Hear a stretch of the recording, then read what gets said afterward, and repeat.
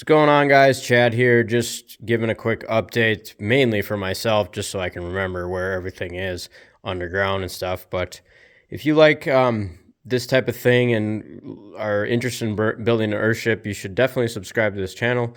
And you can follow along as we go. We make all the mistakes and try to point them all out so that it makes people's lives a little bit easier when they're doing this in the future. We are... I'm showing off the plumbing here in the pantry.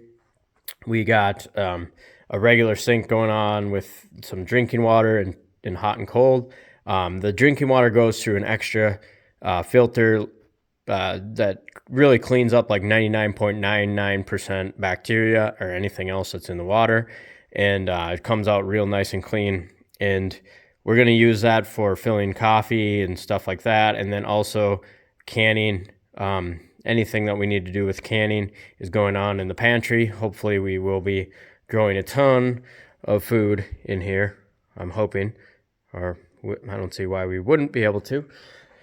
We're already growing food in there and we're not done with the house yet. So here is a pot filler, so like you can fill your pot above the sink instead of going over to the island, which is over here.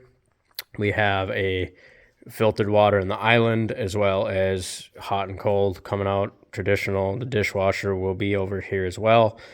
And then as we follow through, we decided to put the dishwasher and sink in the kitchen because it's really gunky and can have a smell. We decided to throw it in the greywater planter in the garage just to separate it from the regular system.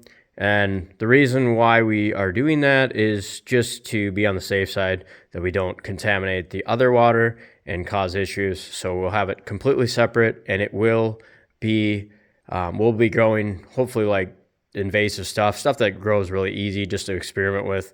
There's actually a plant called kudzu that grows 1.5 feet per day. It's like a protein. It's like a viney protein, and I've seen like noodles made out of it and stuff. So that would be interesting to have a plant that grows 1.5 feet that's protein based a day. I'm skeptical about it, but we'll see.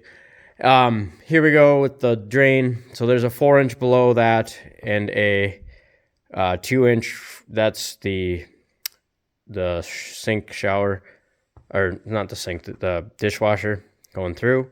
And then we got this cluster of drains. It's just ridiculous. Because you have to really plan for this because you have a 3-way valve. You want to divert the gray water. So we have there'll be a shower there that's coming through. And then we'll have the one that's going that way is the washer coming through. And then the sink from the bathroom.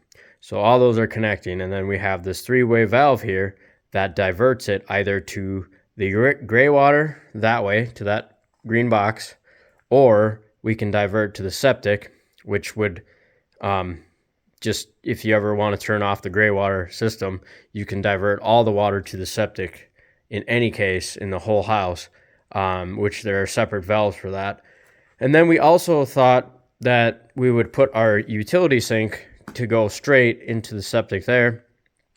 So just a lot of planning. The reason why we put the utility sink there is because, or straight to the septic, is because if we ever have any chemicals or anything that are going down the drain, we would, prefer to just have that diverted. And so we figure, a little bit of water going out, waste isn't a big deal.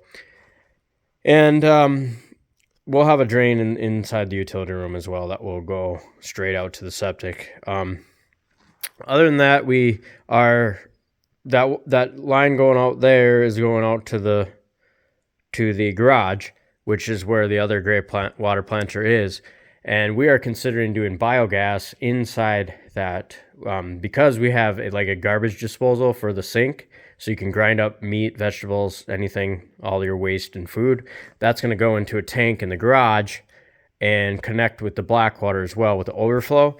And we're considering making biogas, which is just like basically propane. So essentially you can make propane from biogas and we could use that for cooking or heating heating our water.